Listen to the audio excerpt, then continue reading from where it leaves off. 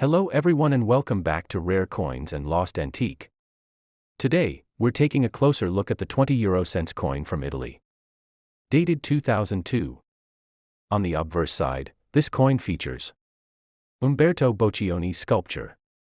Unique forms of continuity in space. A famous symbol of Italian Futurist art. Around the design, you'll see the 12 stars of the European Union, along with the year 2002 and the mint mark.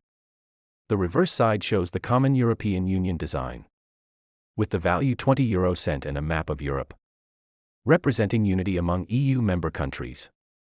This coin is struck in Nordic gold, an alloy of copper, aluminum, zinc, and tin, and features a fleur espagnole edge with 7 deep grooves.